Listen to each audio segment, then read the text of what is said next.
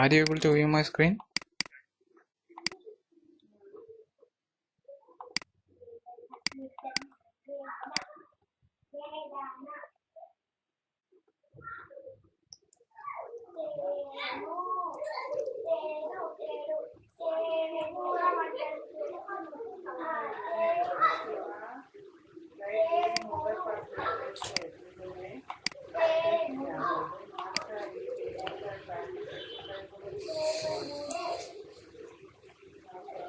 So we have covered how to use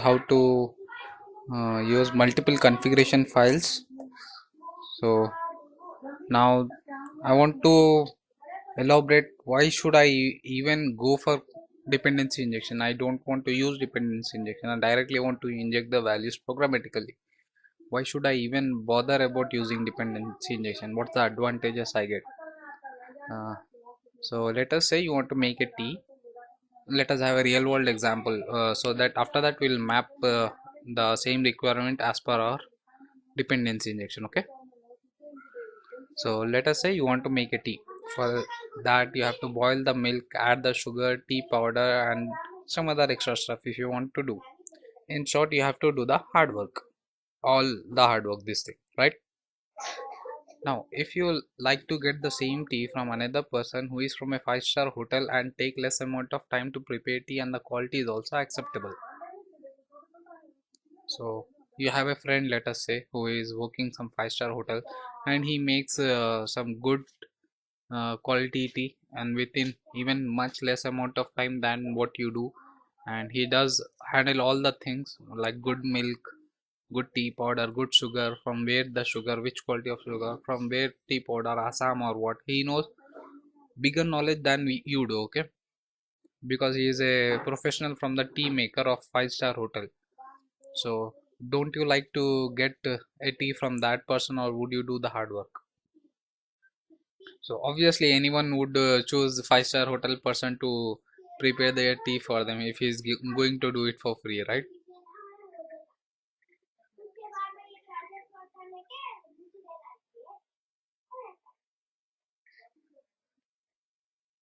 So so anyhow, the matter is it's for free, and if you like it, welcome to concept of dependency injection.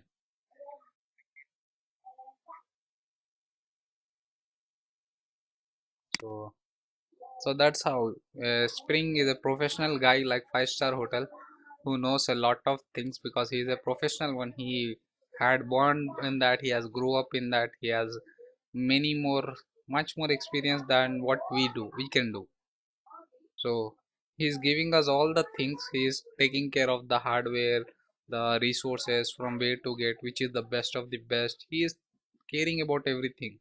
So I would like those things to be done by the Spring so that I could focus more on drinking my tea instead of preparing that tea. So drinking tea is the business logic over here. Okay,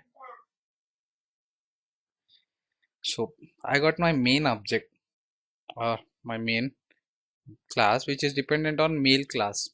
So let us see the scenario of where can dependency injection comes in handy, where the dependency injection we can actually make it work or make it useful, more useful. So I have my main class and I have my mail class. So my main class is nothing but to send mails. So that's my basic scenario. A simple module of sending mails. To send mails, I have a class which uses another class called mail, and he in that class, from that class, I am sending mails. So I am a very good core Java programmer. So I know how to make things cohesive. So instead of including the mail logic into the main class, I am including it in the mail class. So even if I am a good programmer, so let us see what are the drawbacks. Main application is dependent on the mail class to send mails. So we'll use mail class accordingly. In future, we go a new class, say fast mail. We want to have new class or new functionality to send mail called fast mail. Let us say we have upgraded from a normal mail to fast mail. Okay. So we created a one more class called fast mail. Now I have to use instead of mail class, I have to go and change the coding of the main, only the object creation and the calling part. And instead of mail class, I need to use fast mail class, another class, right? Now we need to remove the entry from the mail class from the main class and add the entry of fast mail class. Now again in future we got ultra fast, one more new thing, ultra fast mailing. Okay, we gotta change again the main class. So in this manner, keep on changing as we'll get some new classes. So mail, fast mail, ultra fast mail, ultra super light mail. So there might be many more changes. IPv4 mail, any number of dependencies keep on changing because it's a evolution of technologies this nowadays. So it keeps on changing. We can't always stick to one thing because the requirements keeps on adding, the technology keeps on changing, the hardware changes, the software changes, the everything changes, so nothing is constant. So obviously our software code to match the hardware and the speed or the network or other things, all of those scenarios if I consider, obviously there's a change in even my source code. So instead of whenever I'm using a new class to match with the new requirements, I have to change my main class. So that's the drawback. I need to change my main class every time a new class is added, a new resource is added.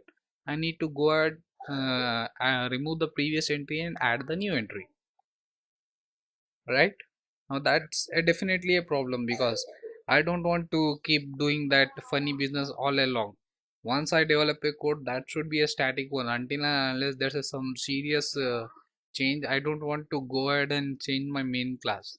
So that's a good design actually. It's an industry standard. Keep the soft coding, hard coding to a minimum. We should make it as minimum as possible. For that purposes only these frameworks and abstractions are into the scenario. So to solve this problem, we can do the following. We can create a new interface which specifies the business requirement. So I'll have a new interface, let us say interface business requirements. Okay, now it will have a method send mail. Okay, now the class which have business method must implement this interface. So this is my interface send mail, or business interface. It got a method send mail. Now whatever the classes are there, it should all implement this interface. Okay, and our main application, instead of getting business method from the class, it can get it from dependency injection, so that in future we need not to update accordingly. So earlier we directly used to accept from the mail class to our directly application. So we got one more thing, we got to remove the previous thing, add new thing. We got one more thing, we got to remove the previous thing, add one more thing. So instead of doing that, I'll create an interface, make my business classes implement this interface, and using Spring dependency injection, I'll inject the respective classes methods I'll directly get these objects using dependency injection, so that whenever in future if I have a new resource coming up, so obviously that resource will implement this interface and the method will be the same, send mail. So no matter how you send mail, I'm not bothered about it. I just want you to send mail. You send it ultra fastly, super fastly, normally, slowly, whatever it is. For slow users, less users, premium users, whatever users they are, you have to send mail. And to send mail, you gotta implement an interface. So that's our business requirement. So obviously that class will be implementing that interface, and Spring dependency will give us the object of this implementing interface class. So we are not bothered about what Spring dependency injection does internally and how it generates that class object. We are not bothered about that until and unless it's an child class of interface. I just want it to use, so that in future no matter how many classes comes, I just node need to change my main class, main logic at all to send the mail. Okay, so that's what how the dependency injection is used. It's a very much, so that's the reason why most of the people while at the designing phase they design using interfaces. and it's a good logic. Even if we design, we have to always design using interfaces. So that's what is called API. So whatever the functions or the methods present in an interface are the business methods. So whatever the classes are there, so we just in future keep on changing the jars. We are not changing any source code, we'll just change the jars and we'll get new functionalities. So no need, coding change would be 0%, and there will only be change of jar. Otherwise, if we don't use this logic, if we use our previous logic, we have to change the jar as well as the coding. So that is a bother. I don't want to change the coding, because in future there might come some another person. I may leave the company and go, and there might come some another programmer who may find hard, like which is the line and what are the methods I need to replace. So if I do it like that way, it would be a problem in future for me or for my fellow programmers. If I follow this particular approach, it would be easy for me and my fellow programmers. Okay.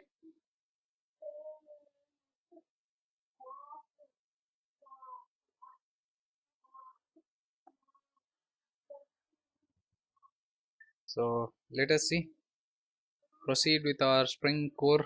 So even still we are in the core only. We are still in the dependency injection core module only. Why are we stressing this much out on the core? Because in future, all of the other modules are dependent on the core module. So we'll not discuss over there how the core module works and what are the different functionalities provided by core module. We'll just directly use them. Okay. So that's the reason why we are using it over here. So event is a specific action performed on the component or object. So we'll see how the event handling is working in Spring. So event is a specific action performed on a component or object. To handle events, execute same logic every time, we can depend on our listeners.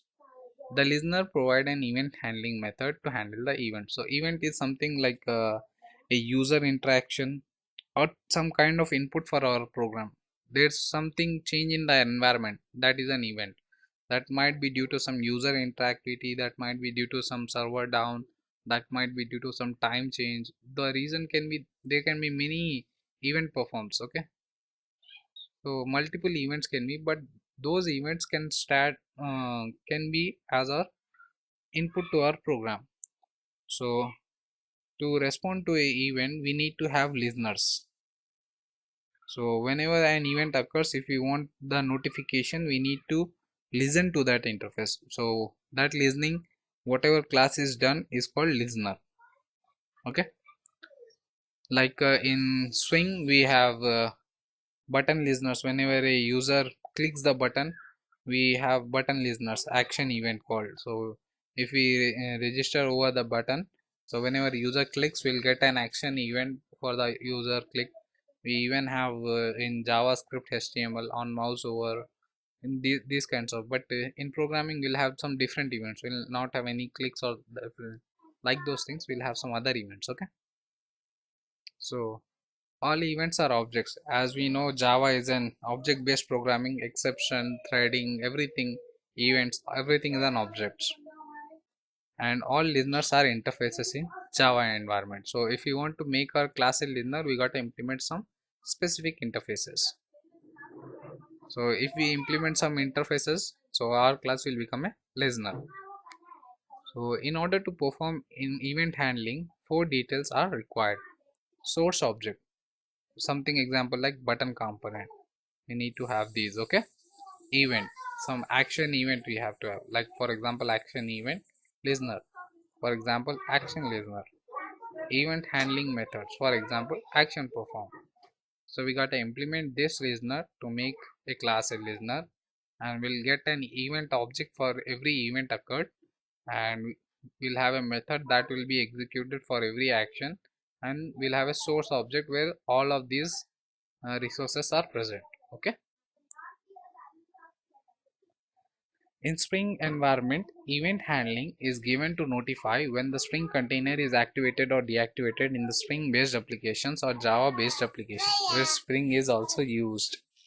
Okay, so this is how an event is occurred in an Spring environment. in Spring environment will get notified whenever the Spring container is activated or deactivated. So that's what an event is.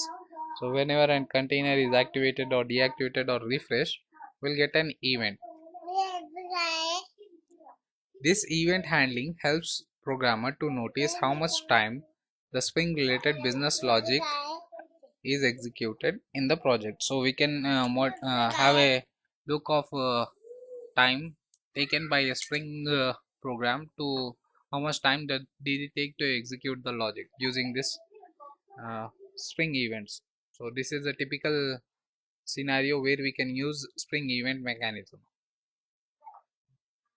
To perform event handling on Spring application, we need the following details. The same thing as the previous things. Here we have listed out some previous things, but these are very much basic. Like these are belong to java.awt or java.swing packages. So the same thing are over here, but the examples differs. So the source object, nahi, just a moment. Go through. The source object would be an application context container. Event object would be an application event. Listener would be an application listener. Event handling methods on the application event. So there are some different event handling methods. So in short, we got to implement an listener interface. We'll get an event object. We'll have some methods that will be executing whenever the event occurs, and we'll have a source object which contains all of these informations. Event Event handling on a Spring container can be performed without touching existing Java source code of an application. That's a plus point what we get in event handling in Spring. So we are using Spring, let us say, from the past 3 years. So now I just wanted to came across to some slowness. I just want to know who is causing the slowness. So to that I could just go ahead and add the event handling mechanism and check out the time. So based on the time I'll come to know who is the main reason of making my application slow, which method, okay, or which event or at what time it's happening. It helps us in debugging.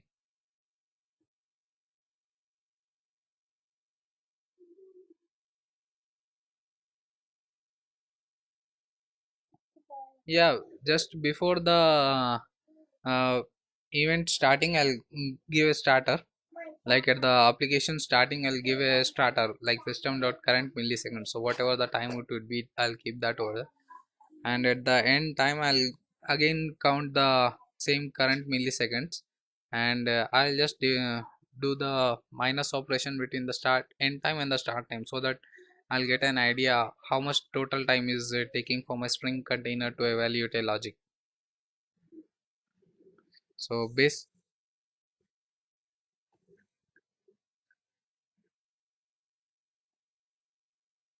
Yeah, time to calculate time is some very much Java basic, right?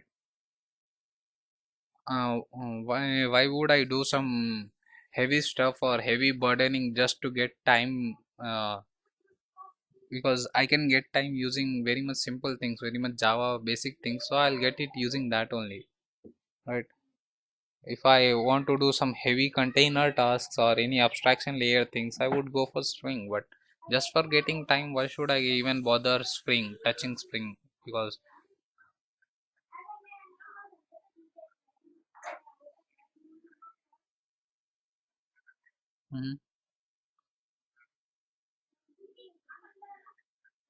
Mhm, yes, yes,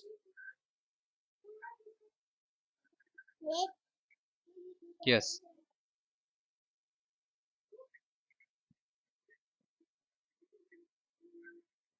yes.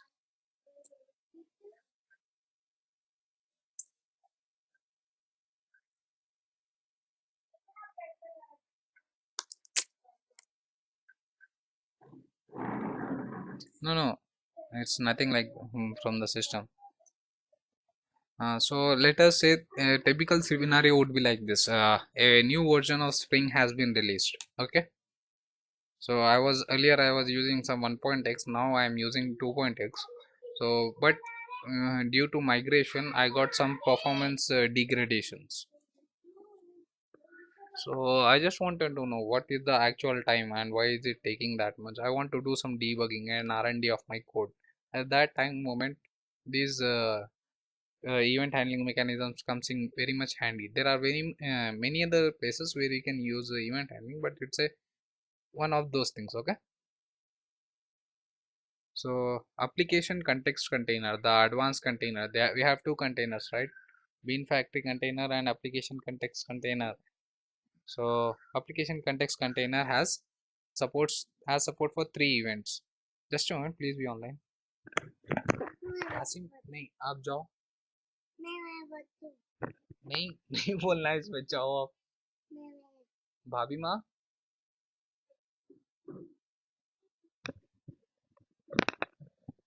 so context refreshed event, request handle event, and context closed event. So whenever our Spring context is refreshed, we'll get context refreshed event invoked, and whenever we have request handle event, but this request handle event is supported only in web application, it gets activated for every request. So whenever we get a request, we can act this particular request handle event gets generated and context closed event. So at the time of closing of our Spring container, this contain event gets invoked. Okay, so basically we can think of them like this is a Spring container constructor which is activated whenever the Spring is constructed, and this is like the finalize method. So this gets called whenever the Spring container is getting to be destroyed. Okay, so example, user defined lifecycle methods. Spring Bean allows configuring our own methods to act lifecycle methods. So instead of okay, we'll just have some example of these context reference and context closed events. So how to do Spring event mechanisms, we'll have a look on that.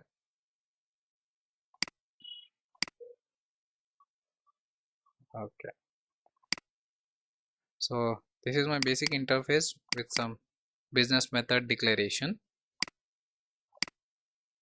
This is my business logic class which implements that interface and provide the implementation of that business method.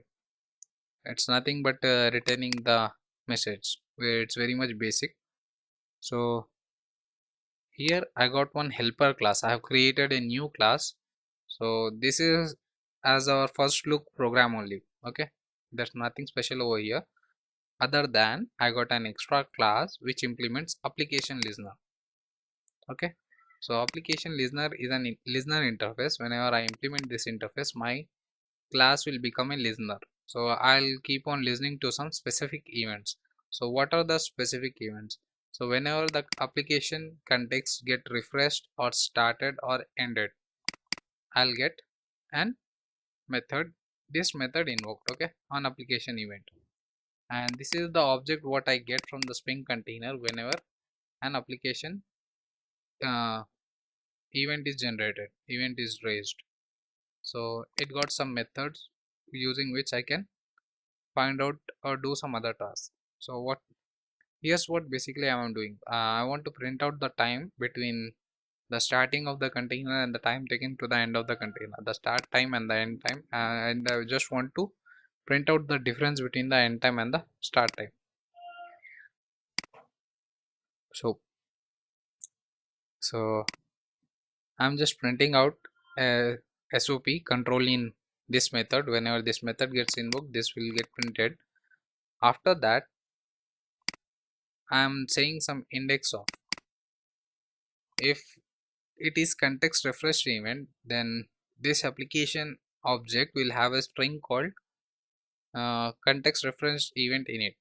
So, and if the index is not equal to -1, I want to start. So whenever the context is refreshed, so I want to start, and whenever the context is closed, I want to end time, and after the end time I am just printing out the difference between the start time and the end time. As you can see, system.current milliseconds is a method, current time millis is a method, static method of system class which returns me the milliseconds of the current time.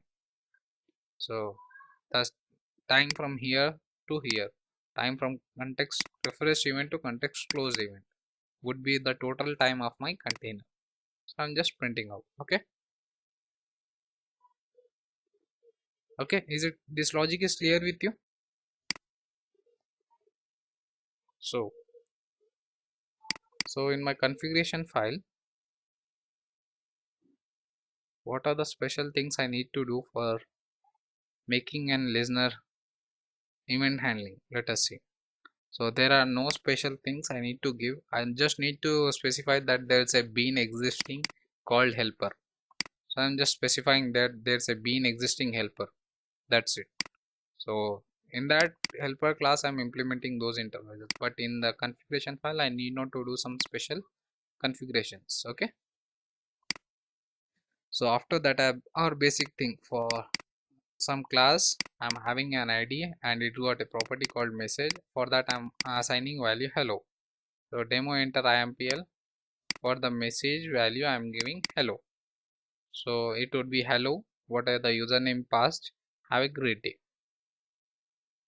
So in my main application, this is my main application, got the Spring container activated, getting a object from the container and printing out the business method. Then I am making it sleep for 2 seconds so that I want to extend the time of the uh, container. Then I am closing it. So note that here I am not specifying over anywhere that helper class methods.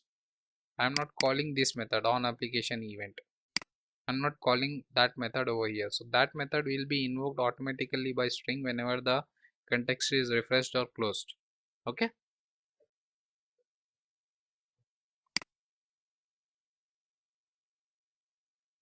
Here here I am not calculating for a particular business method.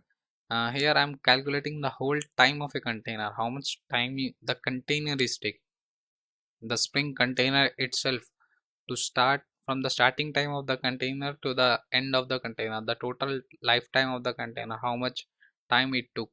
So I'm calculating that. Okay. It's not a particular business method. If I want to do for a particular business method, I could have done it over here only, the starting time and the ending time over here only. Here I would say, here I'll get the start time and here I would get the difference.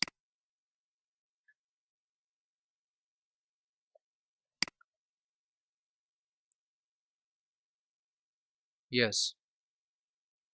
So this, there could be also a scenario like uh, at the time of the starting time of a Spring container, we want to load some default values into our application. According to our business logic, we have some default values that should be loaded into the application.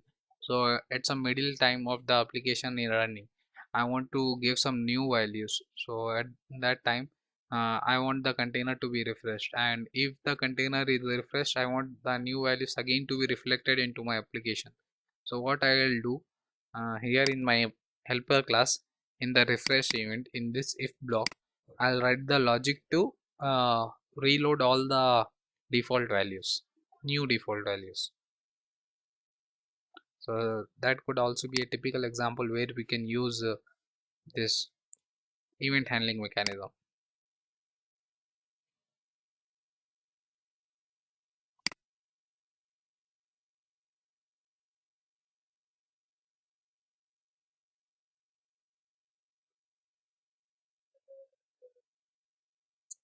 So a container activated for 2015 milliseconds. So container got started at this point and container got closed at this point. So in between we'll have hello friends, have a great day, and all of our business logic will be in between of the container starting and ending. Okay.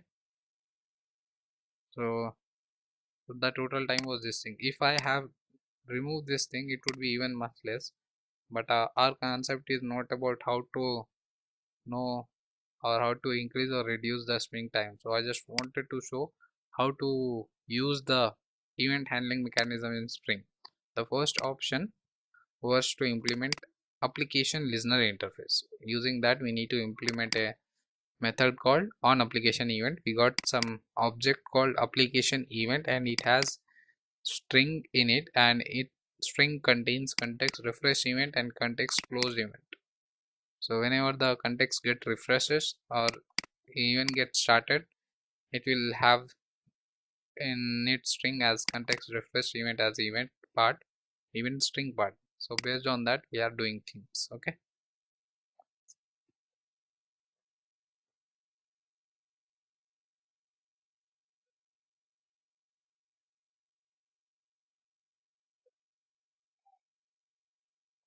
Okay, if you want to know the this example is not about how to get the debugging of a particular business method. This example was to know how much Spring container is taking time. Okay, because it only has for refreshing or starting or closing.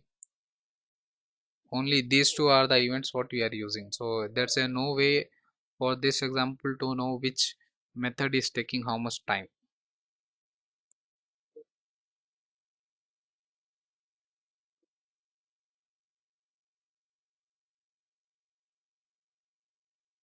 No, in Spring we got some other beautiful thing called AOP, aspect oriented programming. Using that, we can do it very much easily without touching the business method at all. We could know which business method is causing trouble. So we'll when we get over there, we'll understand how the aspect oriented programming works and how can we debug which business method is taking too much of time. So for now, we'll stick with the container part. How much time is container loading whenever we change the jars? To see the performance, we can do this. Okay, or to whenever we have a requirement at the time of refreshing the events, we want to refresh something, or at the time of closing the container, we want to release all the database connections, we want to close all the connections objects in the connection pool, or we want to nullify something, we want to garbage collect, we can use these events.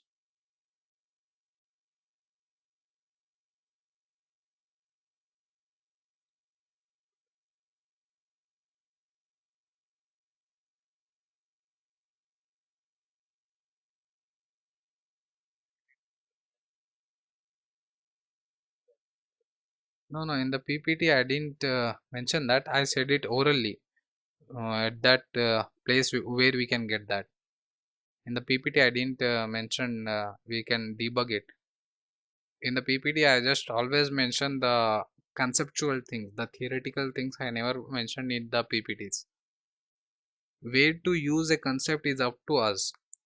We'll have the requirement, and which requirement best suited for the theoretically, it's up to the programmer or the designer. But I mostly very much I reduce giving examples in the PPTs, because if I give example directly in the PPTs, the PPT size will go very much larger. So that's the reason I never give examples in the PPTs.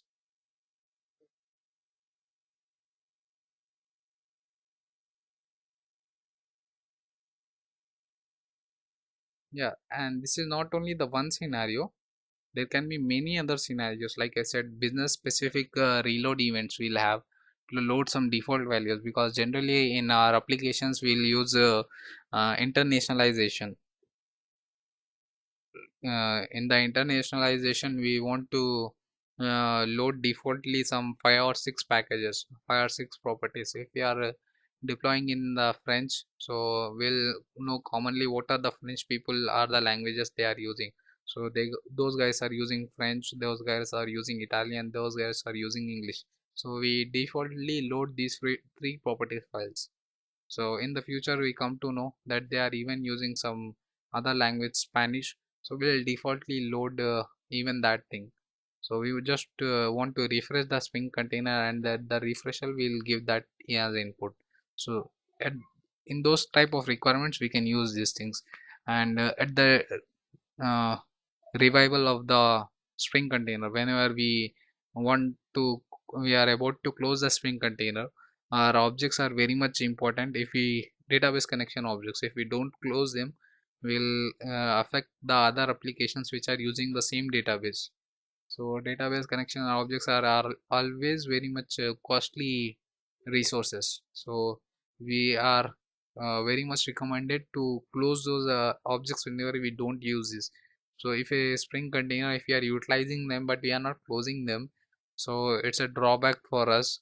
Even because of using Spring, the objects even after being utilized, they are not closed. So obviously they'll get closed based on the database after some time interval, but up to some time the database server will be down because the connections were being utilized by our Spring application.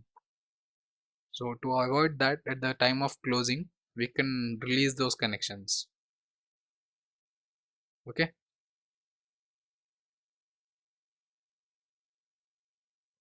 so we have seen how to uh, get these three events using Spring container. We have seen the interface.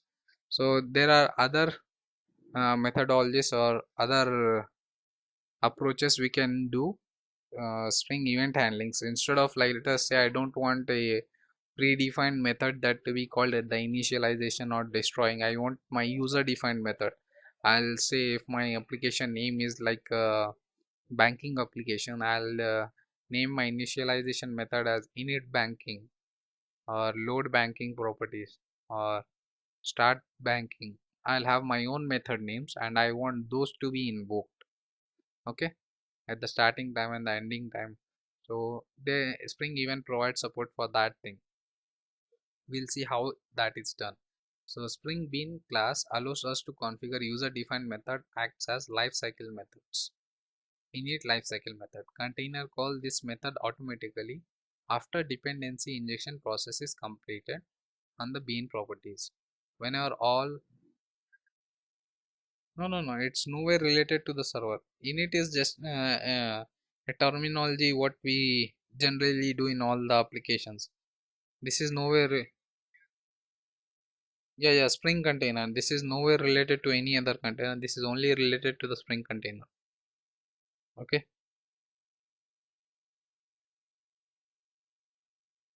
Yeah. But this is nowhere related to the Tomcat or any server containers. This is only Spring container you are talking about. So let us say we got a start method instead of a init method. We got start method, and I want container to call my start method whenever the application started. So we got an methodology for that. So this method is called automatically after dependency injection process is completed. So once all the dependency injections are completed, like all of my objects are initialized with all the values, then this method is called. How, we'll see in a moment. So we can even have some destroy lifecycle method. Container will call this method just before destruction of Spring Bean class objects created by the Spring container. So similar to the previous thing, at the starting refresh event and the close refresh event, we can even have our own init and destroy methods. We'll have a look. So we can configure these lifecycle methods in two ways: programmatic semantics by implementing following interfaces. By implementing initialization bean, we can get a method called after property set. Okay, so we'll just see the first thing, how to do user defined. So here a point to remember, we have implemented action listener. Okay, so we'll see how to do user defined. So let me just cross check. Okay, this is not user defined. So okay, this is my user defined class called init. In this I am having a constructor and I got my setter. Then I have a method called init. This is not constructor. Do not think of this as a constructor because it's got a return type. Okay, this is a very much normal method. Okay, with just a name happens to be quite similar to the class name, but this is a normal method. So this method I want to call whenever the Spring Bean initializes Spring container starts. So after all the property setting, I want this method to be called, and this is the destroy method I want to be called by the container. So I'll not call these methods, I want Spring Container to call these methods. So to do that, in the application properties file, I need to specify something like this. So in the bean, this is my class event, this is the package name dot class name, fully qualified class name. Okay, so init hyphen method. So in this, I need to specify the method name which I want to call as init method. So init is the method I want to call whenever the application got started. So destroy is the method when I want to call. So counterpart of init is the destroy. Destroy hyphen method. I should specify the destroy method which I want to call, which I want container to call. Okay. So in my main application, note that I'm not calling anywhere the init method or the destroy method. Yes. Yeah. Similar to that only. But here we are not having any heavyweight servers working on. We are not having any server running on, but even though we'll have our life cycle methods starting and destroy method in user defined callback method. Okay, let me just change over the statement so we can understand. In user defined, instead of callback, I will say init method. So here I'll say factory dot close, and here Spring Container destroy customer cleanup. Okay, now if I execute this, so as you can see, my bean are been have been created and initialized. So after that, my first init method got called, and when the factory dot close was called, my container got destroyed. My destroy method was invoked. Okay.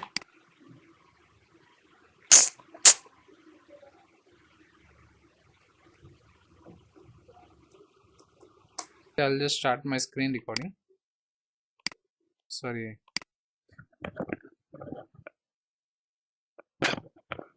Are you able to view my screen?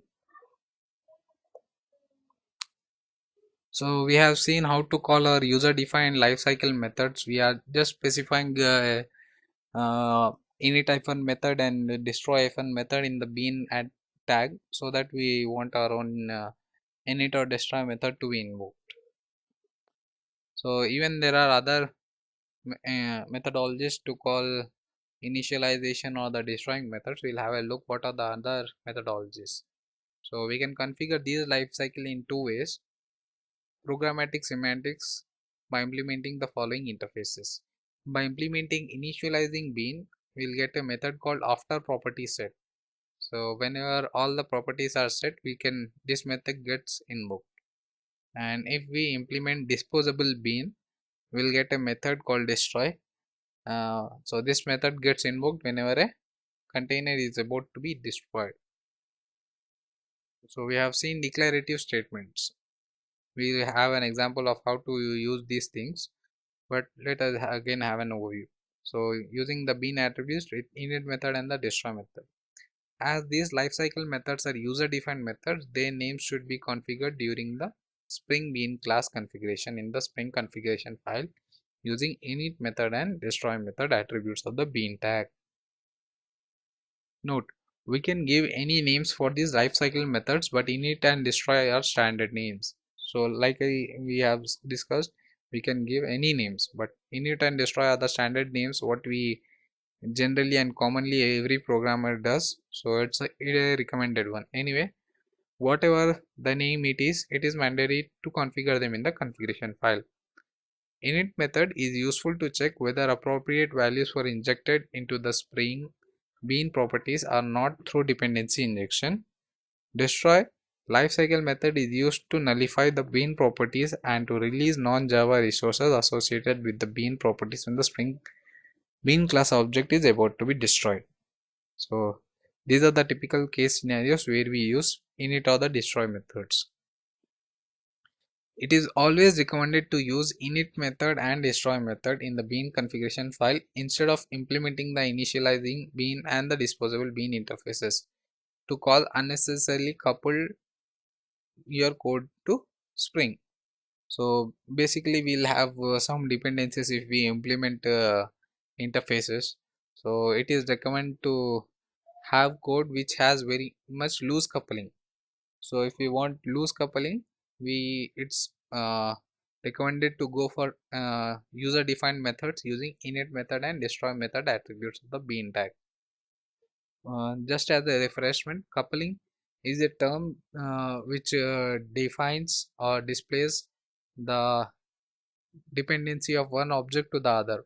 If let us say class A is very much dependent directly on class B without any interfaces, so then class A and B are tightly coupled. If class A is dependent on the class B only through an interface, so they are said to be loosely coupled. Okay, so if you want our classes to be loosely coupled with Spring, we have to use init method and destroy method attributes of the bean tag. It is a recommended over the other two ways. So let us see the other example of implementing interfaces.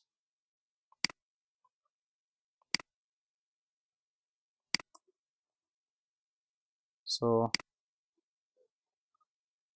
my processor implements bean post processor. So this is also an interface. If I implement this interface, I'll get post processing before initialization, post processing after initialization. These two are the methods which I get from this bean post processor. Okay, so this is, as the name itself suggests, before initialization of the beans and after initialization of the beans, what should happen, we can specify it over here. Okay, so we'll even get the object which is being initialized, so we can print it out or we can nullify it. We can give some special attributes which we don't want to specify from the XML, or we can give some other things, whatever we want, we can do it over here. And at the time of initialization, before nullifying, I want to, it's all its around about from the threads to be released, I can get come over here and do that. So this can be used in that scenarios, being post processor. So then again, it's the same thing. There's no special uh, configuration in the configuration file. I just need to specify that there's a class which Spring container should include at the time of string uh, termination. So I'm just specifying a bean tag. So again, here it's a basic thing. In this bean pojo, I'll have a integer variable, and I'm setting that integer variable, and whenever that object is printed, I want the value of the integer variable to be printed out. Okay, very basic thing. So I'm assigning 10 over here. So from the context path, okay, I'm just getting the context path, I'm not even printing it out. So let us see what happens if I only get the container.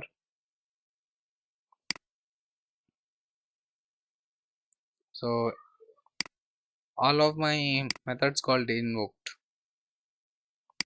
Why? In constructor n setter methods makes a very basic understanding, because we are using advanced container application context container. So this container will load all the values whenever the container is started. So in our case, it's only one bean, so it has created the object and initialized it. So before initializing the value, we got our method invoked before initializing in. So this is our method that got invoked before initializing, and I have my string in. So after initializing in, so this in is the id. Okay, so that comes as a string.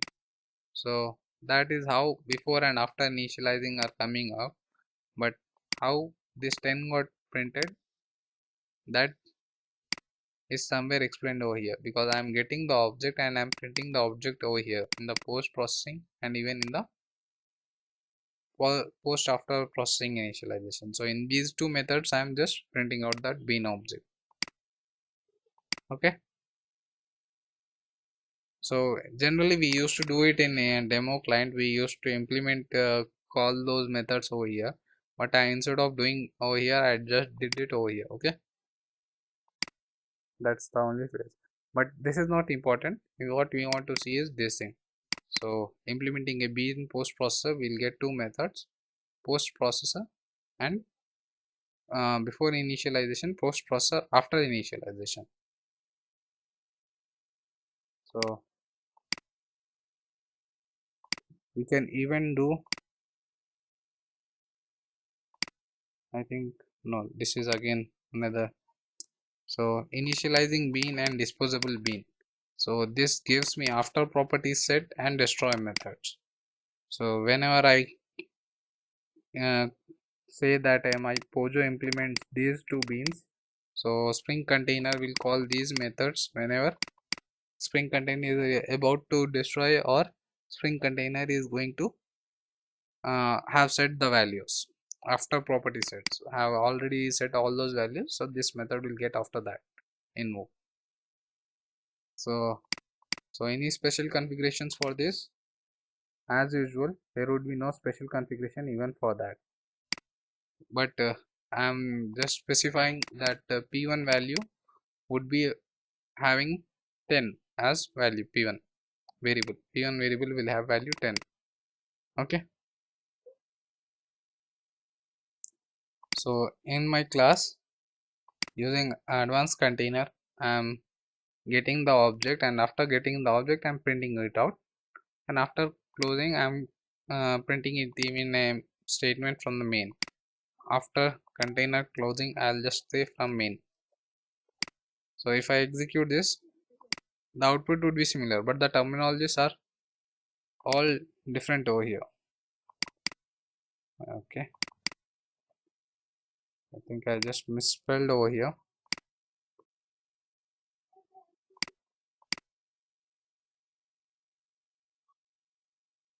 So the construct bean got initialized and values got set, and after that in property after property set method got invoked. So after that I'm printing out the object, so I got two string invoked. Then after, at the time of container destroying, it got into the destroy method. Then the control is back in the main after container closing from main. Okay,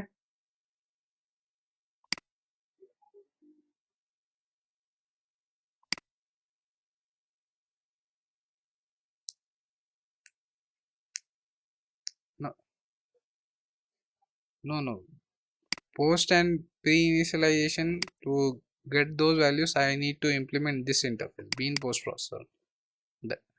But this is again a programmatic approach. What I want at the time of container after all property setting, and container at the time of destroying. Pre and post is a bean post processor. Bean post processor is a interface which gives pre and post initializations, but keeping that apart, we have seen the same functionality in all of our remaining examples. We have application listener to do the same thing at the time of context refresh or context close. The same thing in here.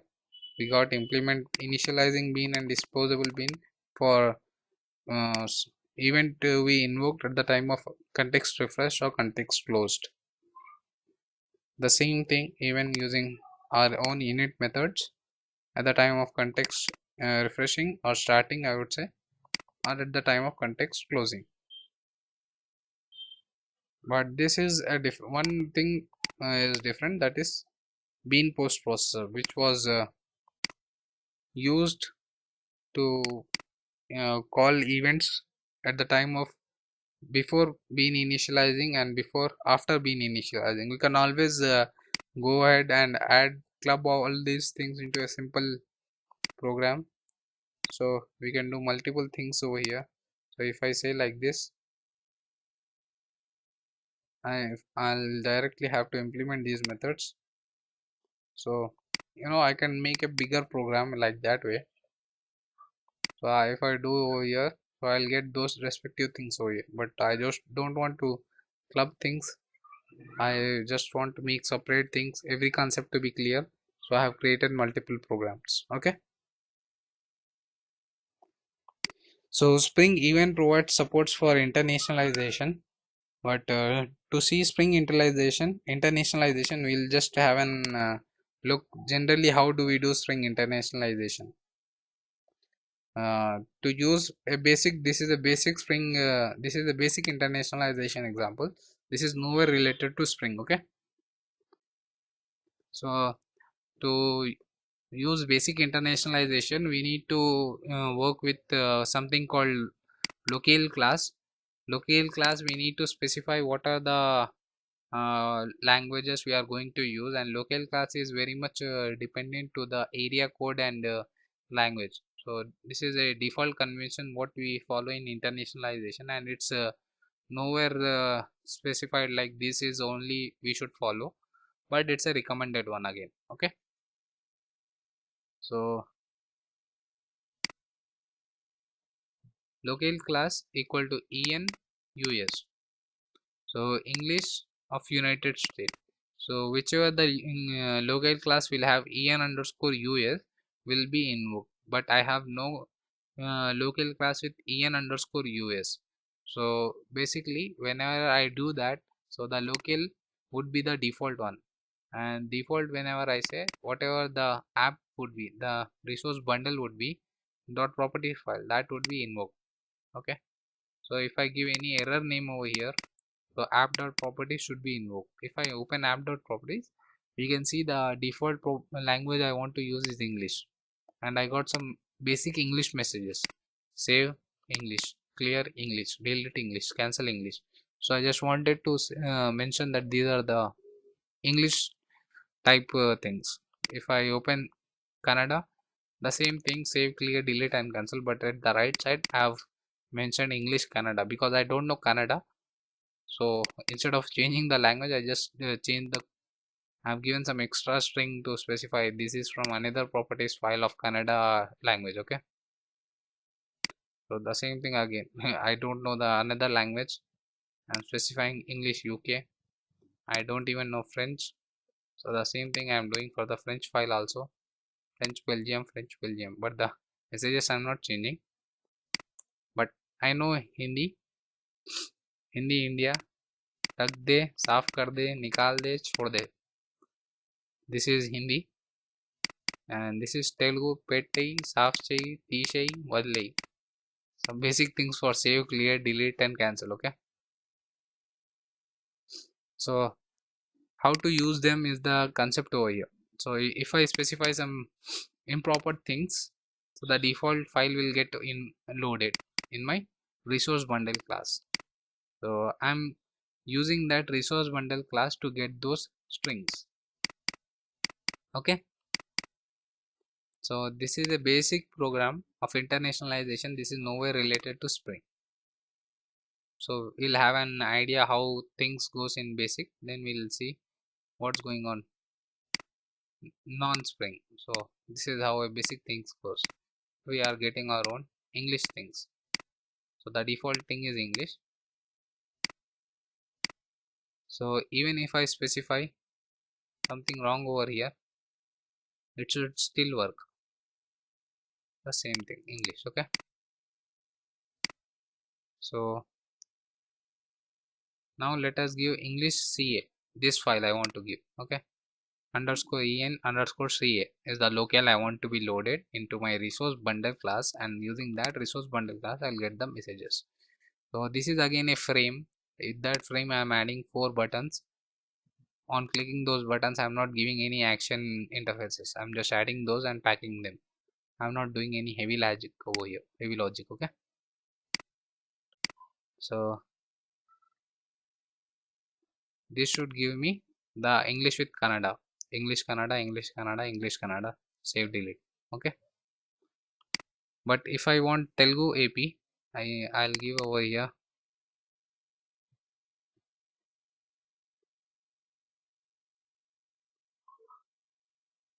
Telugu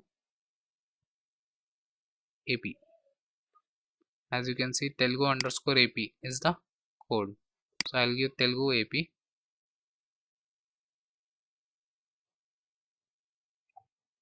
Okay, something went wrong.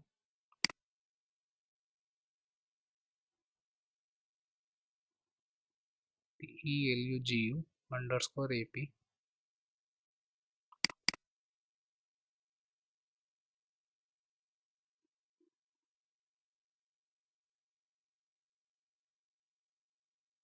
Okay, why is it not loading? HI India. Is it loading Hindi? No, it is not even loading Hindi. No, no, it's not considering these values as standard things. It's not taking them as standard. Let me just go. Argument must be provided as extension on the properties file HIIN. HIIN.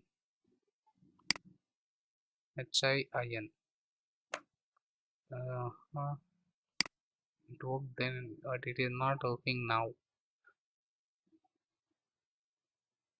HIIN.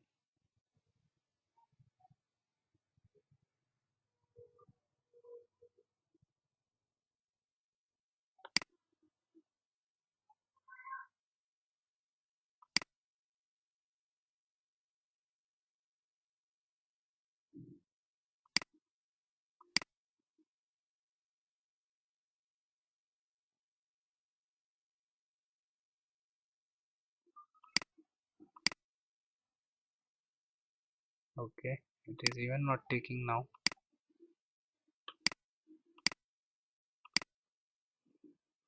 This is weird because it was working earlier.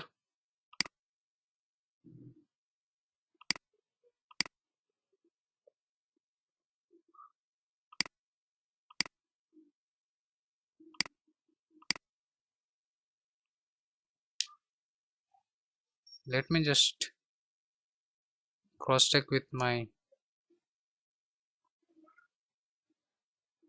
other program which I have created without using Eclipse.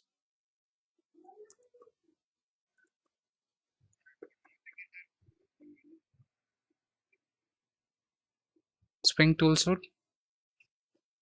Okay.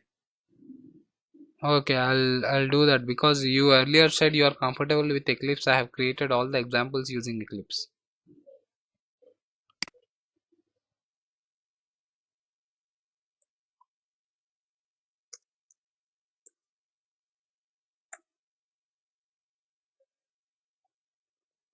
No, it's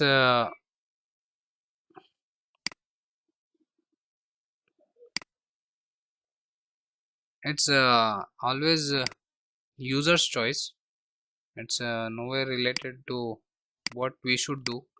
Spring toolsuit is again very much basic to the Spring itself, but we never develop all the applications in a single IDE. So in our real-time projects, we have to work with multiple technologies. We go for even struts or Hibernate or other things, or we even want some basic things. So even I didn't use Spring toolsuit in wherever I work because we always used to we already always has freedom to use. They didn't give us freedom to use my Eclipse also, but if we want the free versions whatever we want we can use it. So okay, we'll work with the Spring toolsuit whenever when we are progressing. Okay, Java C I 18 app.java.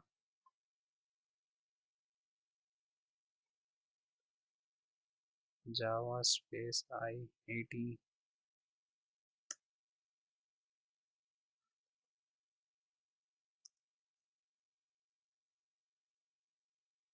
Okay, basic English is coming.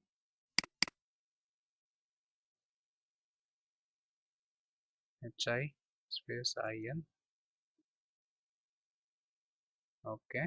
Hindi is coming over here. Why is it not coming over there?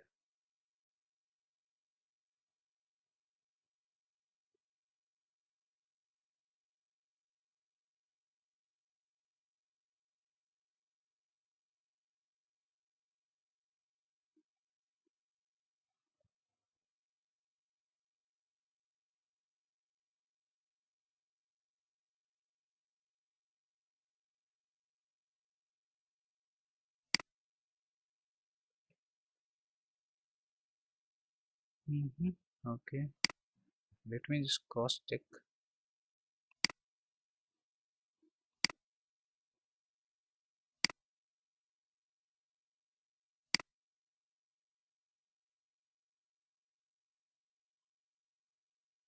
Okay, that is happening. Okay, I got my problem.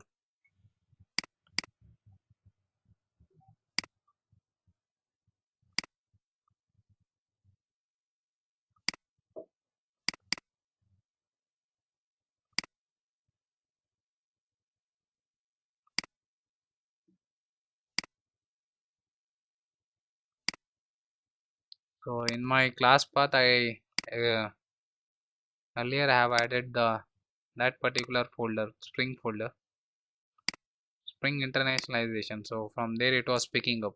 So over there, I don't think Hindi property file is present. So it was picking up the default properties file from there.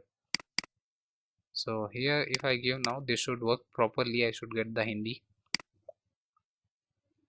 So I got my Hindi. Okay.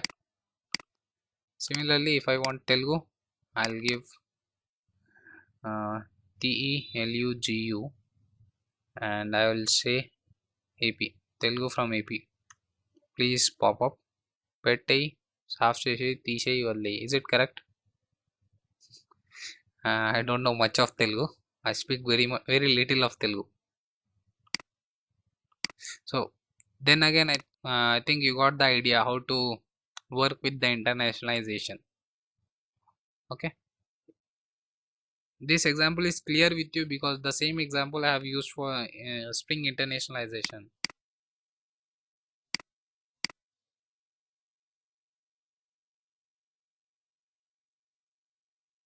Yeah.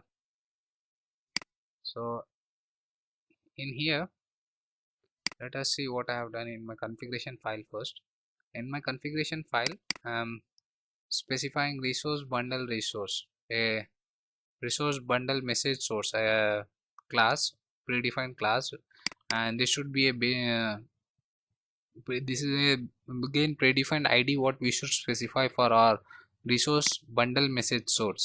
If you want to use internationalization using Spring, we need to use this class of the predefined one, and this should be case sensitive similar thing. Okay, and for the base name we need to give our app application property name. So in I example it is app, so I have given that over here. Okay,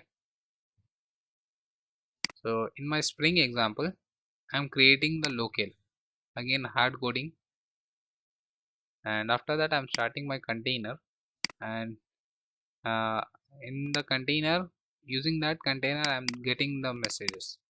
So earlier I was getting the messages using resource bundle dot get string of str1234, but here I'm getting the messages using container object, factory object, cts dot get message. I'm doing ctx dot get message str1, str2, 3 and 4.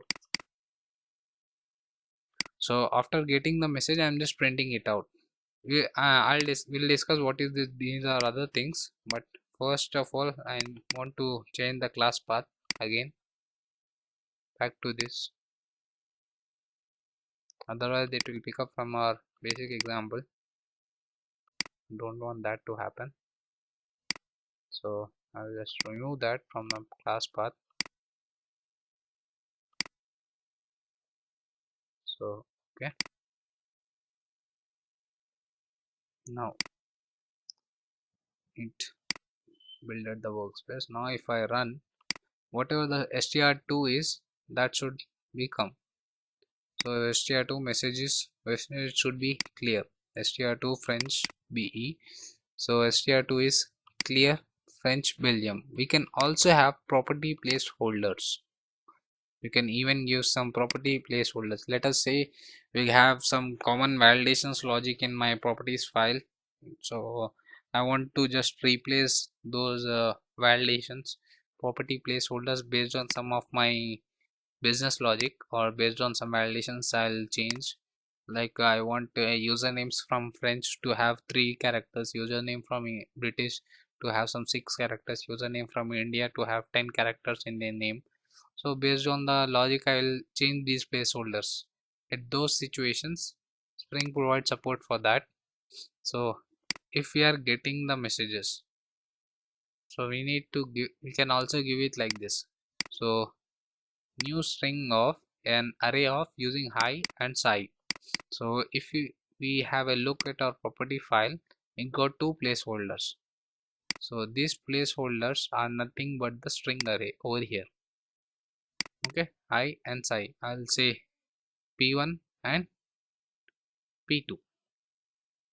Okay, so whatever are the placeholder values are there, I want that to be replaced with this string array, and the default message is the message what when it can't find this str1. Okay, and L is the locale from which the message should be retrieved. So if I execute this, I'll get something like save hyphen p1 French p2 Belgium. Okay,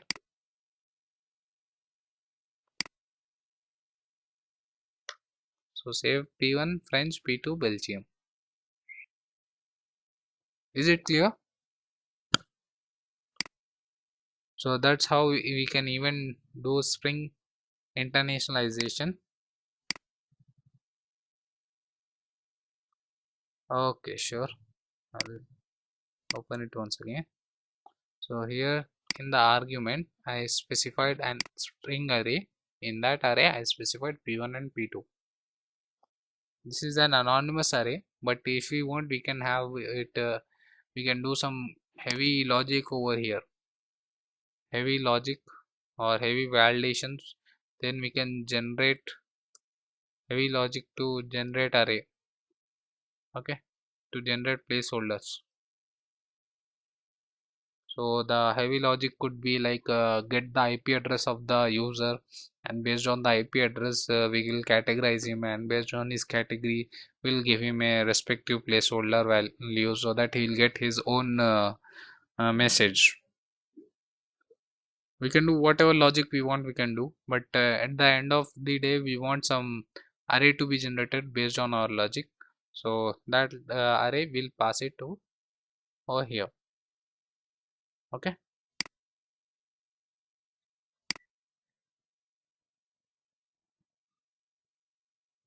Mhm. I want to retrieve the message with value str1 from frbe. Frbe has str1 string. So I want to retrieve this thing. So in this string I want to replace the placeholders. So if for that purpose I have given new string.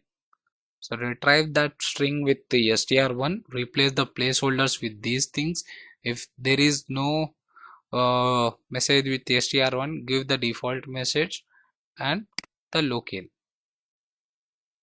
So these are the 4 arguments that are accepted by get message of the container. Okay, let us say we have given some other thing which is not present over there. So we'll get the default message. If we give null over here, what will happen?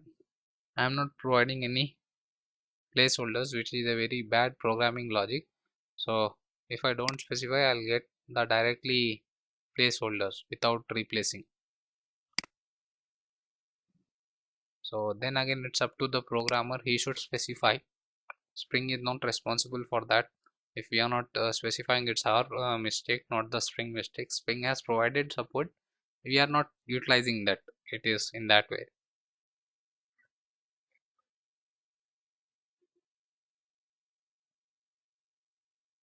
In the plain old Java, we have to use resource bundle.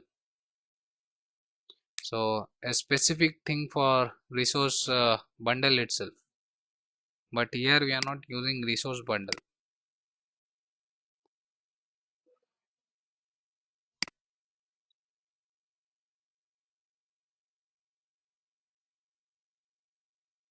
Po- Pojo, I didn't. Okay, previous example. So in, yeah, even the placeholders we cannot give placeholder. It's not like we cannot give. If we give placeholders, it would be very much complex task over here. We need to give it manually like this, the placeholder over here. So after that, we need to change it. We need to retrieve this in our application. After retrieving the get string, we have to do replace all in our own thing. So we need to do all the things, replace all something with something.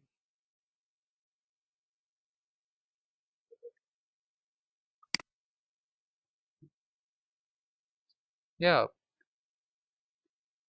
yeah, the whole thing is in that only we are getting some extra features on internationalization, which were not which we do not give by basic internationalization.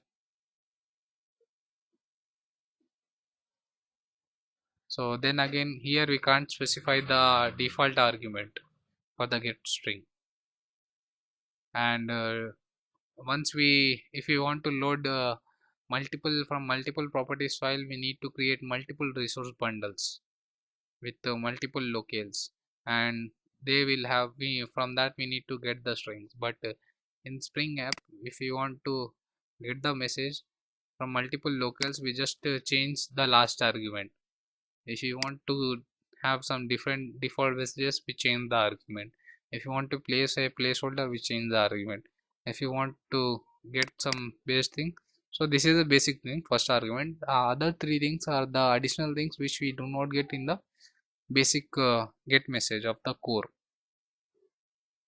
That's the only advantage. Okay.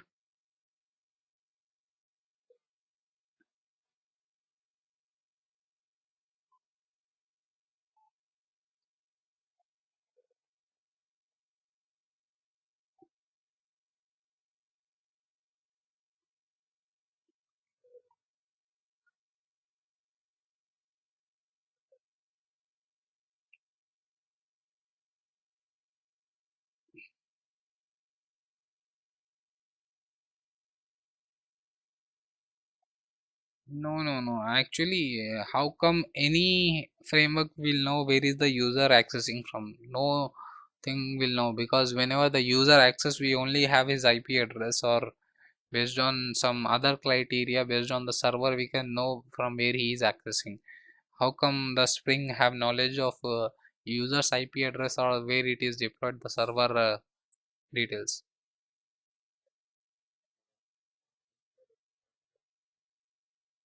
Sorry, modality language. Okay. Mhm.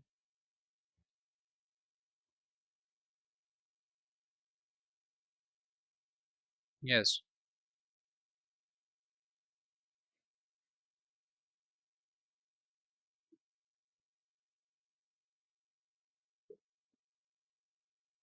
No, it's always the input from the user is given. We'll show him whatever the language we support. We can display him a drop down, English, Hindi, Telugu, French, Belgium, Spain, whatever we have.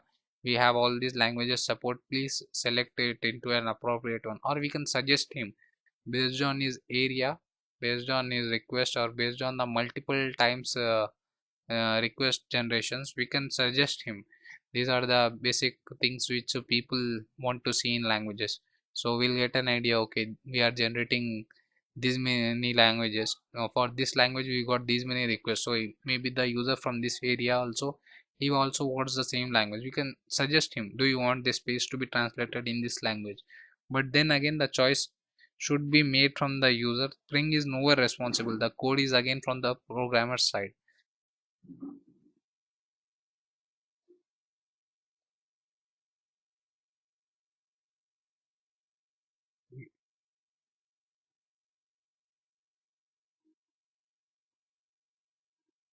Yeah, Spring is nowhere intelligent to automatically understand the user and generate these arguments. So we should help Spring by taking the input from the user and provide these arguments. So after that, Spring gives us the support, but till that part we need to give the input to the Spring container. Okay, so shall we proceed?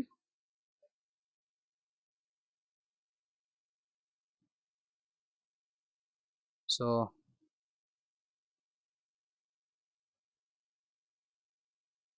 factory bean, a special bean class that can return other class object instead of its own object is called factory bean.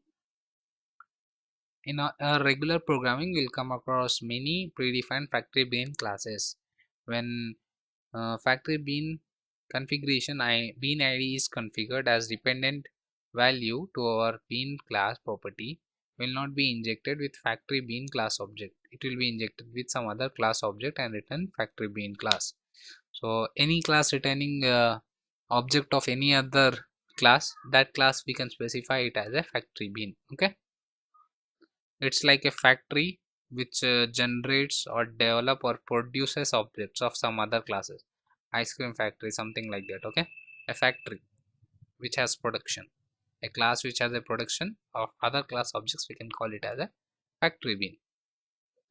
To make spring bean class as factory bean class, make that bean class implement factory bean interface org spring framework beans.factory.factory bean interface. If we implement this interface, we can say our spring bean is a factory bean.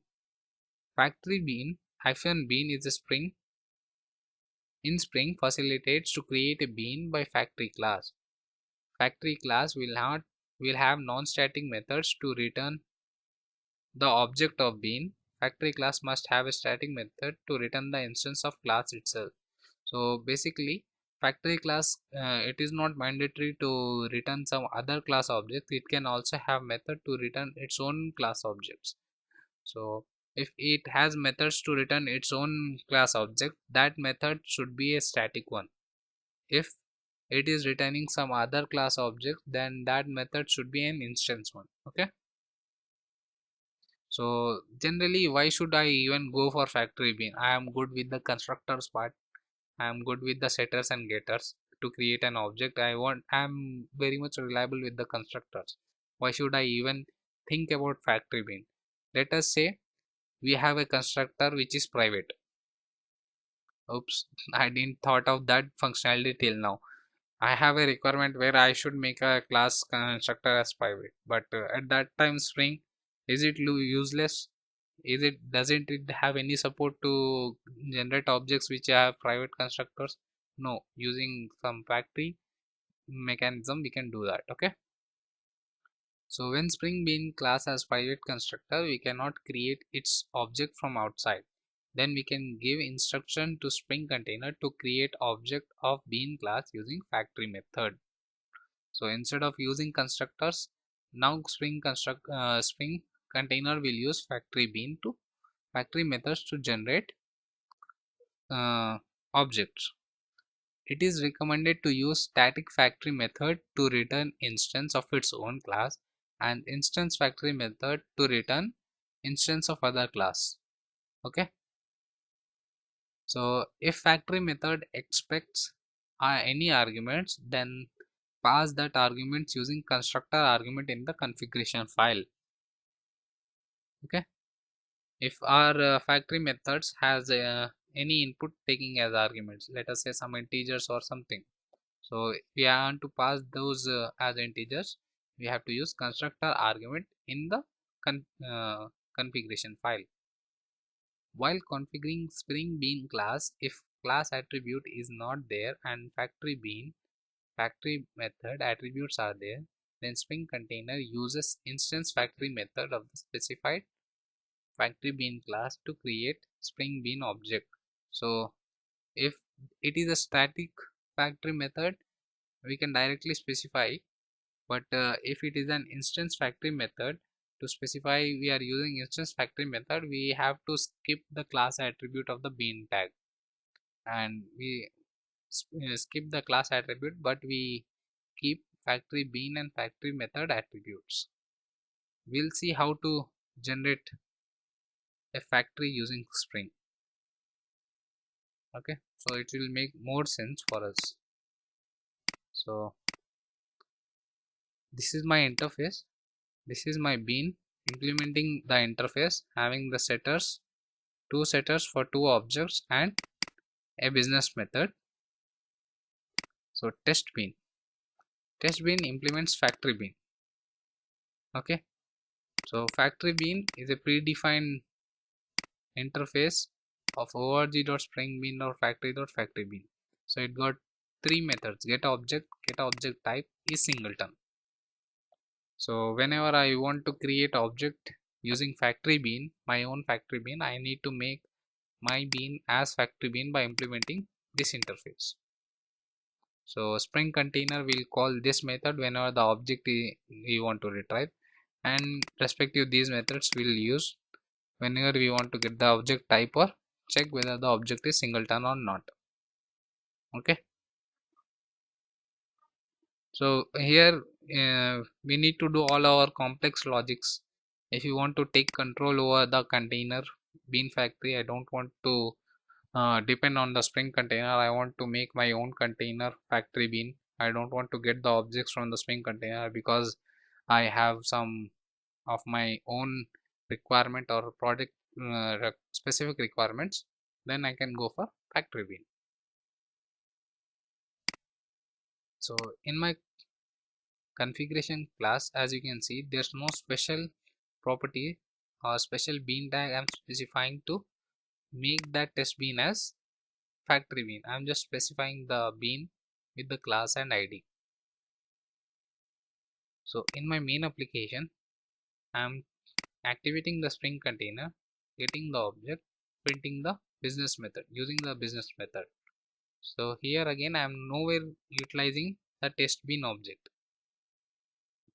in the client in my main application. Okay, so let us see whether Spring calls are factory methods or not. So is singleton get object, is singleton get object called two times. We'll see why it got two times. Then again date and calendar objects are my predefined things. So or my business method from this high, this is the high class printing the date and the calendar objects. So that got the output, but why there are two times over here? Is singleton get object, is singleton get object. So if I check, there's we are only printing it over here, get object and is singleton. We are not printing it twice, but here I have two objects created. So one is the demo bean and another is the this bean. So for every bean, this factory has been called. Okay, so that's one way to make our bean as a factory bean.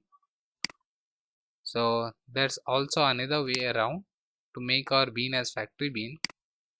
So we can just to say factory method, whatever the method it is we want to invoke, or factory method, whatever the method we want to invoke. Okay, so for the predefined calendar class, there's a factory method get instance, whatever we generally do using Gaussian calendar dot get instance. So that is a get instance method, and similarly we can have user defined factory method got get test bean. So get test bean is a static method, get test bean is a static method, and I want this to be invoked whenever the object is required of the test bin. Okay, so I'll return a object from here. So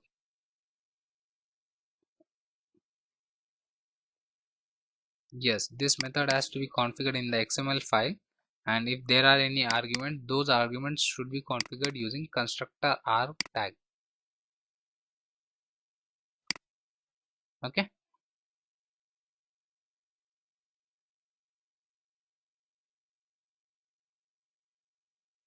yeah, Spring framework is a very much sophisticated implementation of factory pattern design factory patterns. So it's a factory bean itself. We have discussed at the time of not now, when we started discussing over the Spring, we have discussed how container sends the object of springs. I think I have even drawn the diagram for that. Let me just check if I draw that or not.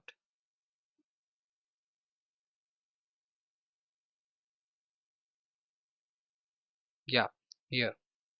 So a Spring container is, you can see this is acting as a factory bean. He is having objects from the, by reading the XML file, he is creating objects of a respective classes and giving back those objects.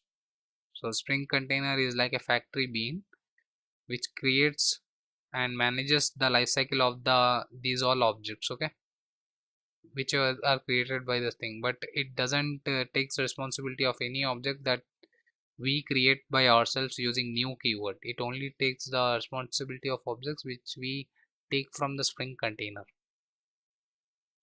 Okay, so in this example, Spring container is a factory being because he is generating or producing or acting as a factory to generate objects of some purchase.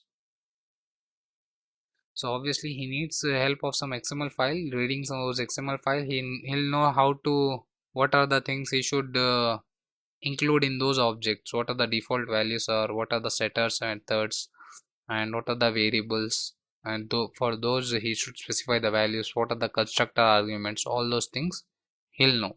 But I don't want to use Spring container default mechanism. I want my own container to be used whenever an object creation is used. So in that scenarios we are talking about. So if I want my own factory method to be invoked instead of Spring something, so Spring container even provides support for that, so it will invoke my own factory method whenever I want an object. So here in this factory method it takes an argument, so I'm providing the argument using constructor arg tag. Get test bean is a static method. As you can see, this is a static method which takes in an argument. So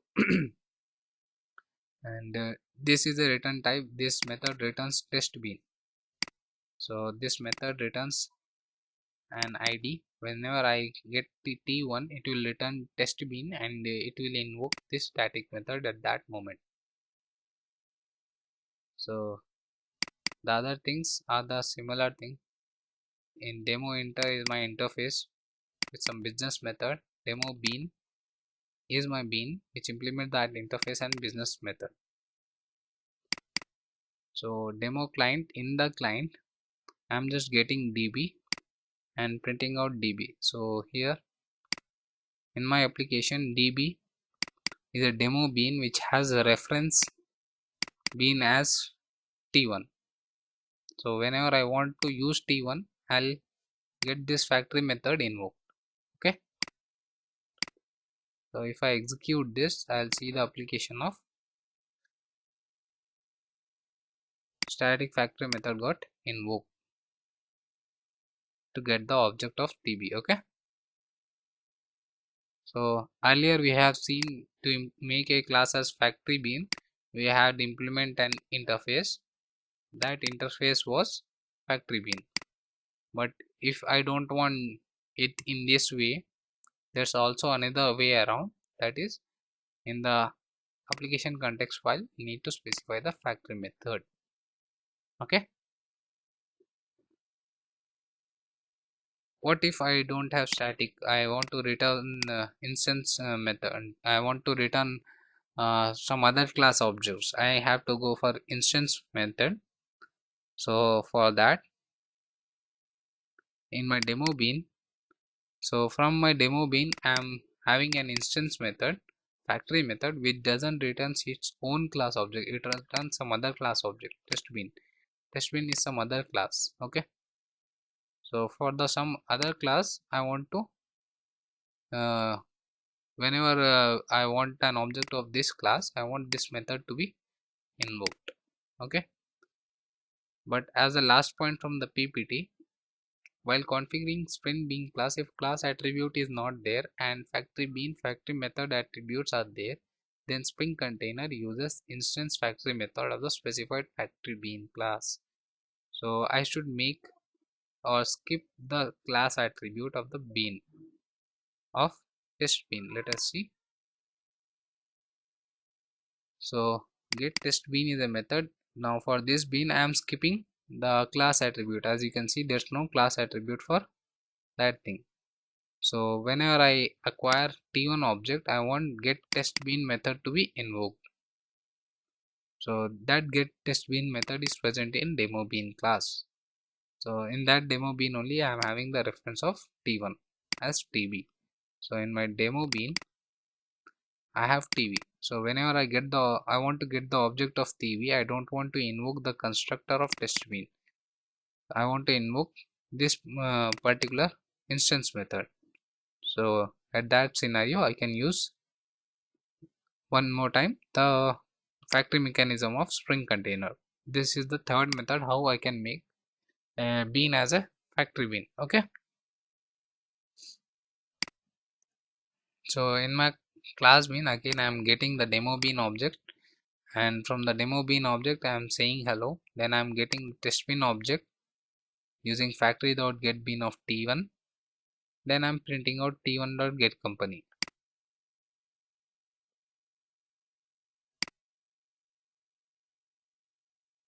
So zero parameterized constructor of demo bean, instance factory of demo bean. Instance factory of demo bean returns me the object of another class, not demo bean class. It was returning the object of test bean class. Demo bean object, demo bean get test bean method returns an object of test bean class. So we have used the test bean object, so for that purpose it was returning that thing. So constructor of the test bean got invoked. Then good morning friends, Excel online classes. So these are some basic messages what I have used. So in demo bean I have business method, and in test bean I have get company method. So that explains the output, but here we have seen how to use instance method, instance factory method. So we'll, yeah, I was saying the same thing. Okay, we'll continue tomorrow with the wiring thing. So let us summarize what we have done today. Okay, uh, today we have seen event handling and different methodologies how we can use event handling using implementing in what interfaces. We have seen what are the methods we get, and we have even seen by doing some declarative uh, methods we can even do event handlings. And we have seen internationalization support in Spring, and then we have seen some factory methods how to make a class as a factory class. So those are the things what we have completed today. Only event handling, internationalizations, and factory beans. So tomorrow we'll see what is wiring and how to work with wiring. Okay.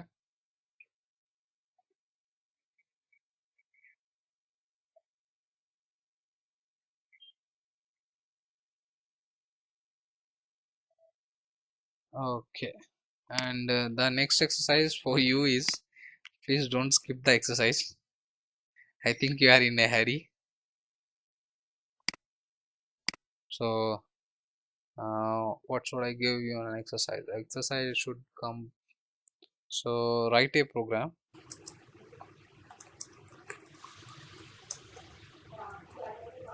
So we'll finish up with the assignment. So assignment is like write a program that demonstrate the usage of initialization, comma, destroy. Yeah, sure, I'll do that. So that demonstrate the use of initialization, destroy methods, and uses factory beans. So in short, whatever we have covered today, I just want you to write a big program which includes the thing, but you need not to do all of these force event handling mechanisms. Only do the last one, the user defined initialization and destroy methods, because that is the uh, most commonly and recommended used method, and I want to you to use factory beans. Okay, so just a simple program. Okay.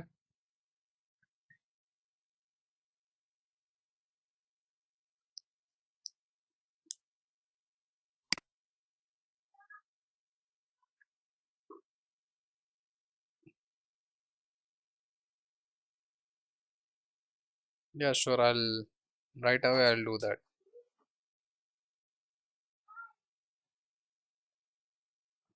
Okay, sure thing.